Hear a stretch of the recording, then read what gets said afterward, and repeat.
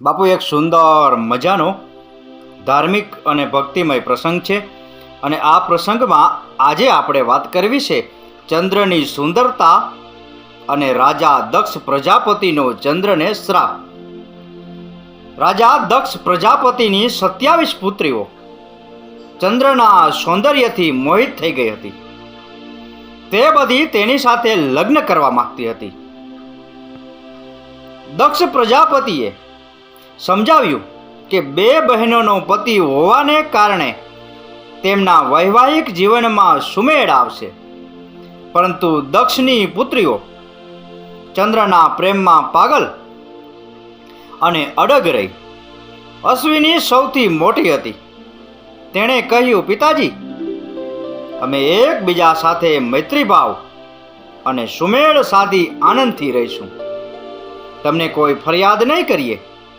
દક્ષ પ્રજાપતિએ 27 પુત્રીઓના લગ્ન ચંદ્ર સાથે કરાવ્યા. ચંદ્રમા અને તેની 27 પત્નીઓ બંને આ લગ્નથી ખુશ હતા, પરંતુ આ ખુશી અલ્પજીવી રહી. ચંદ્રમા ટૂંક સમયમાં જ તેની 27 બહેનોમાંની એક રોહિણી પર વધુને વધુ મોહિત થવા લાગ્યો અને તેની બીજી પત્નીઓની અવગણના કરવા લાગ્યો. દક્ષ પ્રજાપતિને આ વાતની ખબર પડી અને તેણે ચંદ્ર સાથે વાત કરી એને સમજાવવાનો પ્રયાસ કર્યો. થોડા દિવસો સુધી ચંદ્રનું મન બરોબર રહ્યું, પરંતુ ટૂંક સમયમાં જ રોહિણી પ્રત્યેનો તેનો પ્રેમ પહેલા કરતાં વધારે મજબૂત બન્યો. પોતાની બીજી પુત્રીઓના વિલાપથી દુઃખી દક્ષ પ્રજાપતિએ ફરીથી ચંદ્રમા સાથે વાત કરી, પરંતુ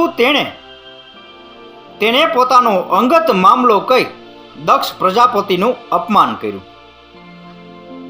દક્ષ રાજા પ્રજાપતિ હતા, એટલે કોઈ દેવતા પણ તેનો અનાદર કે અપમાન કરતા નહીં. ગુસ્સે થઈને તેમણે ચંદ્રને શાપ આપ્યો, તું ક્ષય રોગથી પીડા ભોગવીશ. દક્ષ પ્રજાપતિના શાપને કારણે ચંદ્ર ઝાંખો પડી ગયો અને ક્ષયથી પીડાવા લાગ્યો. તેનું તેજ અદૃશ્ય થઈ ગયું. પૃથ્વીની ગતિ ક્ષીણ થવા લાગી. વ્યથિત ઋષિઓ અને દેવતાઓએ ભગવાન બ્રહ્માજીનો આશ્રય લીધો. દક્ષ પ્રજાપતિના પિતા બ્રહ્માજી દક્ષ પ્રજાપતિના શાપને ઉલટાવી શક્યા નહીં. તેમણે દેવતાઓને શિવનો આશ્રય લેવાની સલાહ આપી. બ્રહ્માજીએ કહ્યું, ચંદ્રદેવ, તપથી ભગવાન શિવને પ્રસન્ન કરો. તેમના સિવાય કોઈ દક્ષ પ્રજાપતિને નિયંત્રિત કરી શકતું નથી.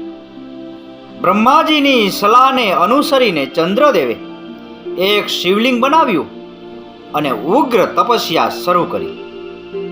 મહાદેવ પ્રસન્ન થયા અને ચંદ્રને વરદાન માંગવા કહ્યું.